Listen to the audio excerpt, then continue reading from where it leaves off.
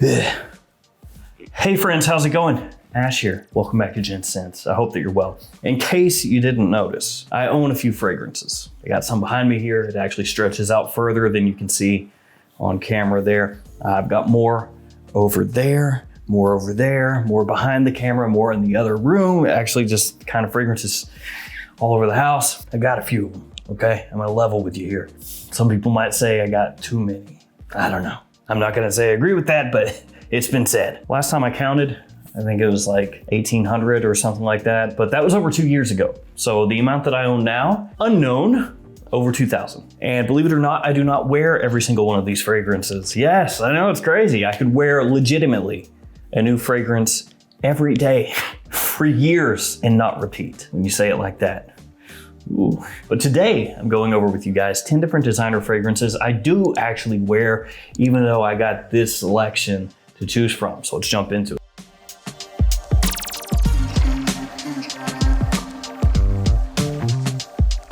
Before we jump into the fragrances, I want to give a shout out to Monica Siosh, her channel linked in the description. Her husband actually did this first. So check their channel out, again, linked down below. And before we jump into the fragrances, my fragrances, I do wear all the time, but that's because I creatively directed them, so I'm biased. But Blue Ridge, Terredomez, Jet Black Enigma, all of those are out. Check them out, also linked in the description along with the fragrances in today's video. And if you shop for these on Michael Muller's website, use the code GENTS for 20% off the whole website. And Blue Ridge, this one is in every Perfumania and fragrance outlet in the country. So if you have one of those nearby, check it out in there. All right, first fragrance, Acqua di Gio Profondo from Giorgio Armani. Now, as I've said a million times, the original Acqua di Gio, that was my signature scent for a long time. I wore that stuff like crazy. I wore it out. But as does tend to happen when you wear a fragrance, or really you do anything, you know, over and over and over again for a long period of time, sometimes, you know, it gets to not hit quite as well for you as it used to. But then Profondo came out.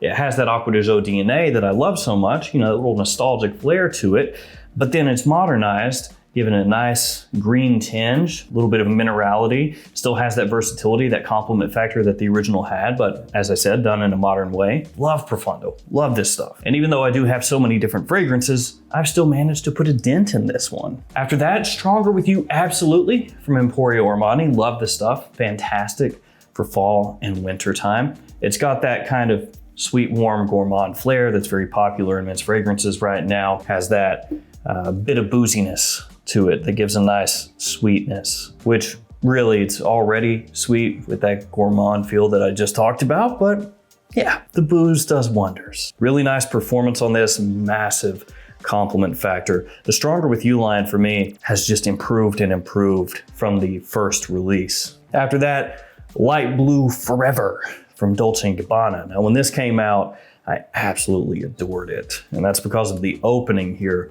It has this grapefruit. It's very rindy. It's a little bit bitter, you know, a little sour, but also sweet at the same time. Not like a Sour Patch Kid candy, but as a nice balance of sour and sweet instead of just going straight up sweet. I have worn the heck out of it. Italian Love, which came after this, also is a bit similar. You know, it's done in a similar style. The dry down here is not quite as interesting as the opening. That would be the only drawback to it, but I love the way this stuff smells. My wife loves it too. And we got Dior Homme 2020 from Christian Dior. Yeah, Dior Homme 2020, my former enemy turned into a lover. That's weird. Yeah, Dior Homme 2020 I did not enjoy when it came out, more so because I was triggered over Christian Dior taking away the iris from the Dior Homme line. At the time, I just thought to myself, why do that, you know? That's what makes Dior Homme. Why would you get rid of that iris, you know? Put this out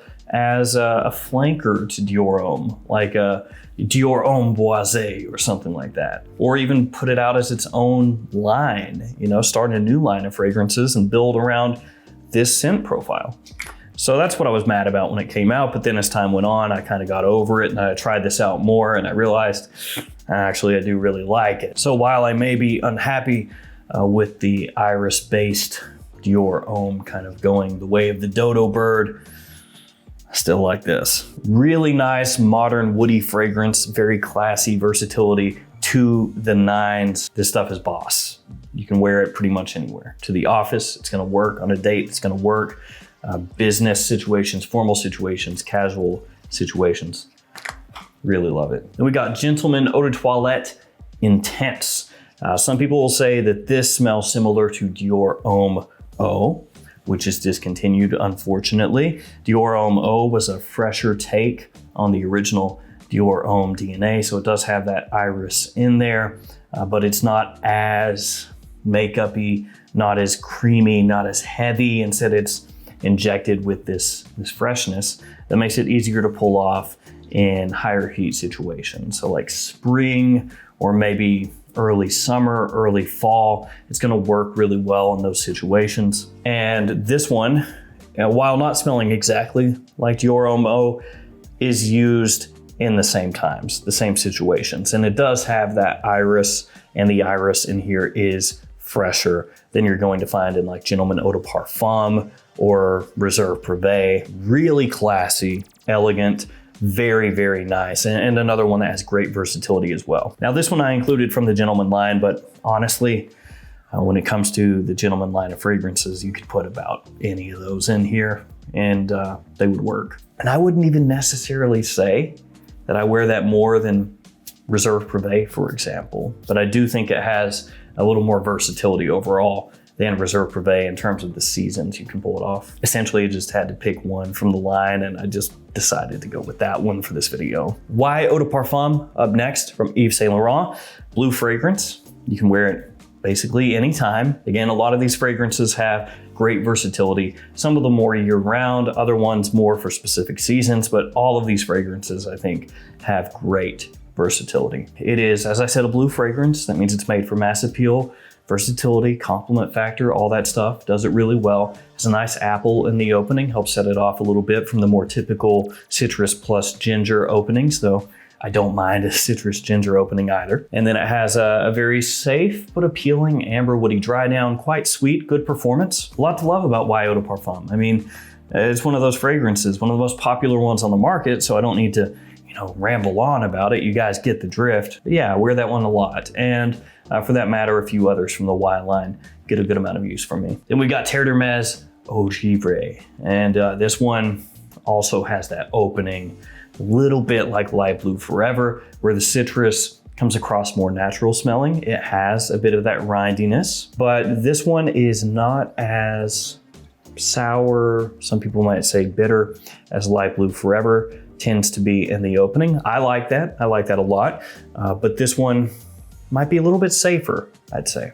Very clean, fresh, uplifting, enlivening. The citron in the open here smells fantastic. As it dries down, you get a bit of woodiness that comes out. Again, this is a Terredomez, so it's gonna be classy. It's gonna be gentlemanly. It has great versatility. It has a big complement factor. A lot to love about this. And this one kind of replaced Terredomez Eau Très Fraîche, which is a fragrance that I think is fantastic. Really good stuff. And so this one kind of started off behind the 8 ball a little bit, where, it's gonna get judged a little bit more harshly because of that. Anytime you've got a scent that's coming into an existing line and it's replacing something that people already have, feelings attached to, it's kind of a hard sell. But this one pulled it off really well. Then we got my Sony Wave. Nice, inexpensive fragrance. And guess what? Magnetic cap. That automatically gets an extra point in my book. Magnetic cap, it must smell pretty good. But I do love the presentation. I think it looks cool. Love that blue gradient. Nice and classy from discounters. Doesn't cost very much. I would say, actually, out of everything here, pretty comfortably, this is the most affordable one. Again, assuming you shop at discounters. Has good performance. Very fresh, clean, has that aquatic feel that you would expect from a fragrance named Wave. It's a little bit similar to Chanel Eau L'Homme Sport or Versace Pour Homme. Actually kind of slots in between those. Not quite as creamy, potentially heavy with the citrus and the tonka as a Eau L'Homme Sport, but then not quite as like super ultra fresh and clean like Versace Pour Homme can come across. This one actually a little bit smoother than Versace Pour Homme. Love that scent though. Really grew on me, and in summertime, spring and fall also. Sony Wave, just a great everyday wear. Not too expensive, with good performance, good complement factor, pretty much everything you'd look for in a scent that is like that, you know, an aquatic, made to be worn. Then we got Luna Rosa Black from Prada. Thankfully, you can still find this, not at discounters so much. Actually, Prada fragrances in general have been pretty hard to find at discounters, at least compared to how it was in years past. Used to be you could always find them. Maybe not for an amazing price because it is Prada after all, but you could still find them. But here lately, it's been getting more difficult. They've been selling out and being out of stock. Not at just one discounter, but pretty much all of them for a while now. But thankfully, you can still find this at retailers. So that's good. Now this is gonna sound like I'm not making any sense here, but stick with me. It's very unique smelling, and it smells similar to Bulgari Black to an extent, and Midnight in Paris from Van Cleef & Arpels to an extent. So no, it's like unique smelling, but it smells like this other stuff. Well, that doesn't make sense. Well, those two fragrances are discontinued, Bulgari Black and Midnight in Paris, unfortunately.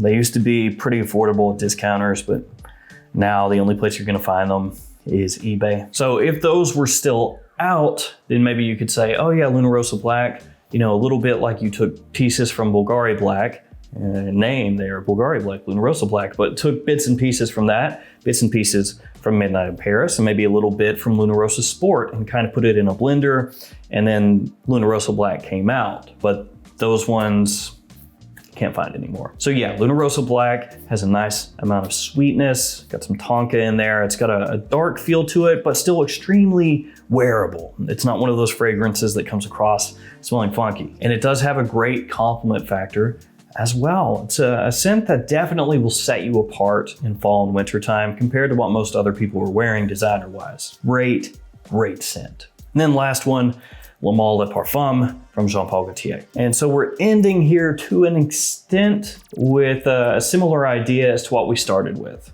So Acqua di Gio Profondo is like a modernized take on the original Acqua di Gio DNA.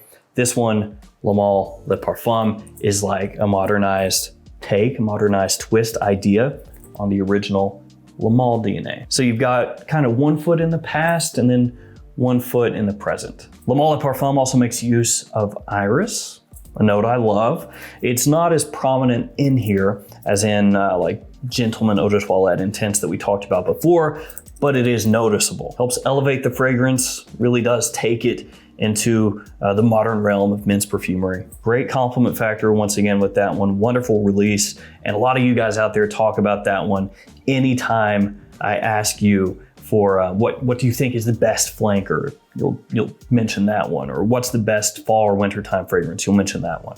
It's a lot of love and for good reason. So there we have it.